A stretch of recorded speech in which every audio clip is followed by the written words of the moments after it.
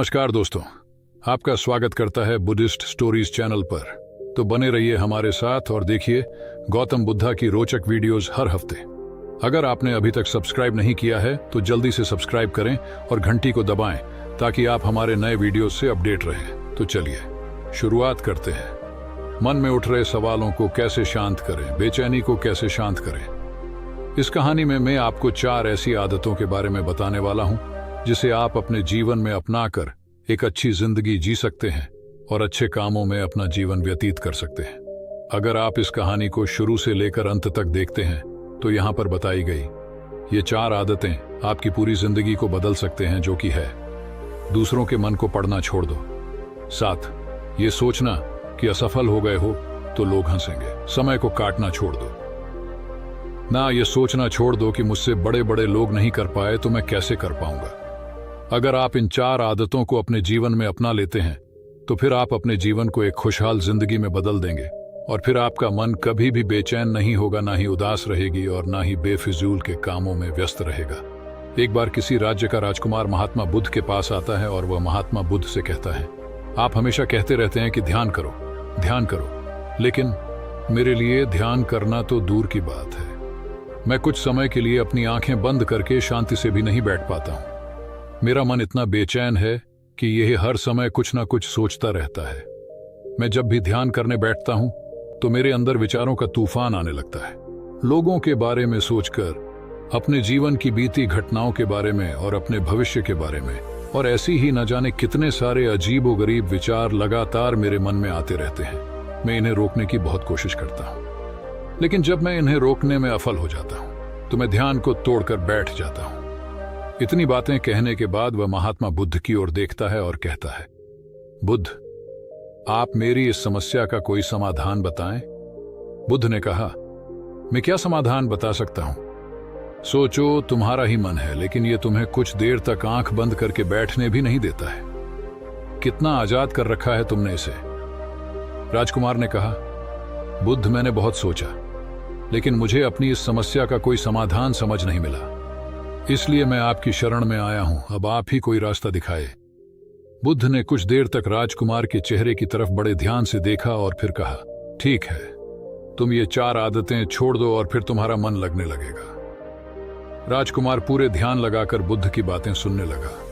बुद्ध ने कहा, पहली आदत, दूसरों के मन को पढ़ना छोड़ दो। तुम और तुम्हारे जैसे ज्यादातर लोग यही गलती कर रहे हैं कि वो दूसरों की मन की बातों को पढ़ने का प्रयास कर रहे हैं कि अच्छा, सामने वाला मेरे बारे में ऐसा सोच रहा है, और यही एक आदत तुम्हें सबसे ज्यादा बेचैन और परेशान कर रही है। ज्यादातर उत्सवों पर लोग दूसरों के मन की बातों को गलत और नकारात्मक तरीके से ही पढ़ते हैं।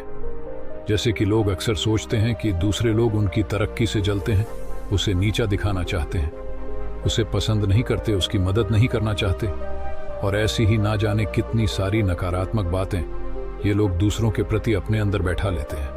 फिर उनके बारे में ही सोचते रहते हैं, उनसे बदला लेने के तरीके सोचते रहते हैं, उन्हें नीचा दिखाने के मौके ढूंढते रहते हैं, और दूसरों के प्रति यही नकारात्मक सोच इन्हें दुखी करती है, और फिर ये लोग बेचैनी महसूस करते हैं। इसलिए दूसरे लोग क्या सोच रहे हैं इसका अनुमान लगाना बंद करो। दूसरे लोगों के विचारों को पढ़ने की कोशिश करना बंद करो।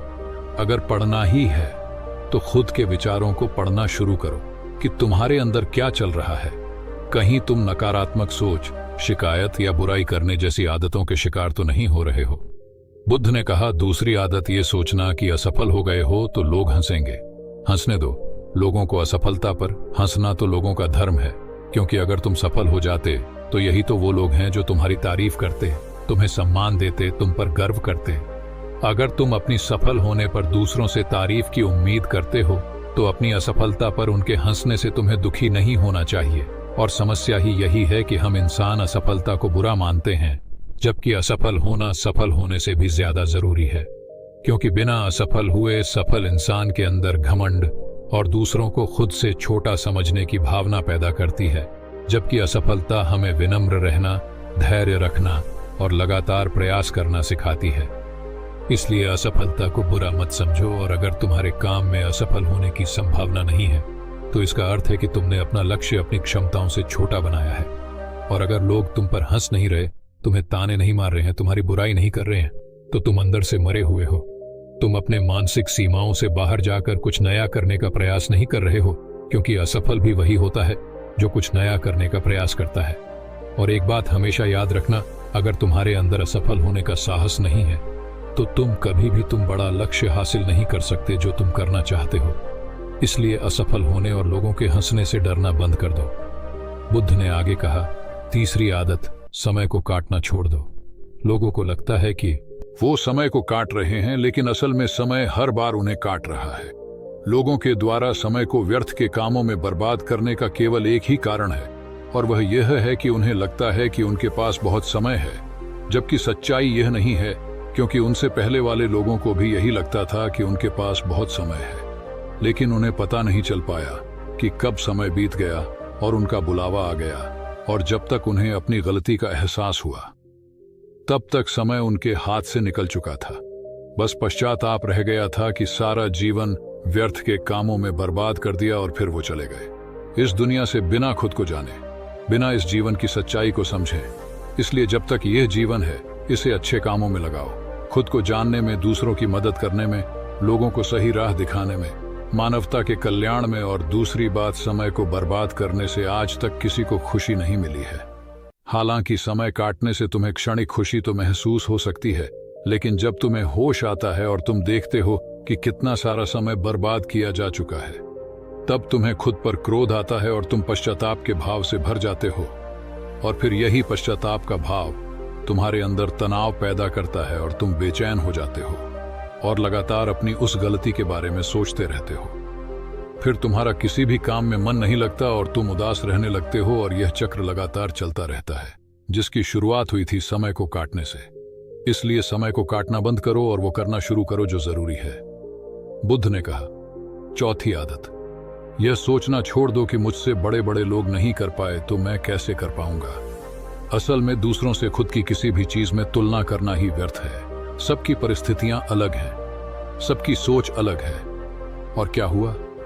अगर दूसरे नहीं कर पाए तो हो सकता है कि तुम ही कर जाओ, क्योंकि अक्सर वही लोग इतिहास रचते हैं जिनसे ज्यादा उम्मीद नहीं होती। और फिर हो सकता है कि जिसे तुम बड़ा समझ रहे थे, जिसके लिए तुम सोच रहे थे कि उसने बहुत मेहनत की है, बहुत प्रयास किया है, उसने कभी उतना प्रयास किया ही ना हो, केवल मेहनत करने का दिखावा किया हो।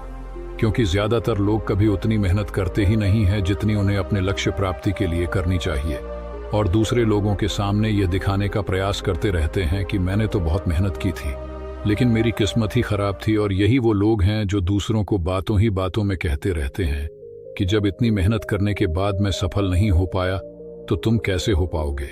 लेकिन अंदर ही अंदर ये इस बात को जानते हैं कि उन्होंने कभी उतनी कोशिश नहीं की थी जितनी उन्हें करनी चाहिए थी। ये बस दूसरों की नजरों में अपनी इज्जत बचाने के लिए और इस डर से कि कहीं दूसरा व्यक्ति इनसे आगे ना निकल जाए, ये अपने अधूरे प्रयास से घबराते रहते हैं और दूसरों को डराते रहते हैं कि जब मैं नहीं कर पाया तो तुम कैसे कर पाओगे। इसलिए किसी दूसरे असफल व्यक्ति को देखकर यह सोचना छोड़ दो कि तुम यह सफल हो जाओगे। तुम बस अपना सर्वश्रेष्ठ प्रयास करो और बाकी सब समय पर छोड़ दो। बुद्ध ने आगे कहा, अगर तुमने ये 4 आदतें छोड़ दी तो तुम्हारा मन एकदम शांत हो जाएगा और फिर तुम जहां चाहो वह अपना मन लगा सकते हैं। इतना कहकर बुद्ध मौन हो गई और राजकुमार को भी अब समझ आ चुका था कि उसे क्या करना है। उसने मन ही मन उन 4 आदतों को छोड़ने का निश्चय किया और बुद्धि का धन्यवाद कर वहां से चला गया। कहानी से क्या सीख मिली दोस्तों? इस कहानी से हमें यह शिक्षा मिलती है कि हमें यह नहीं सोचना चाहिए कि लोग मेरे बारे में क्या सोच रहे हैं। अगर मैं कोई काम करता हूं तो लोग उसे कम को लेकर हंसेंगे।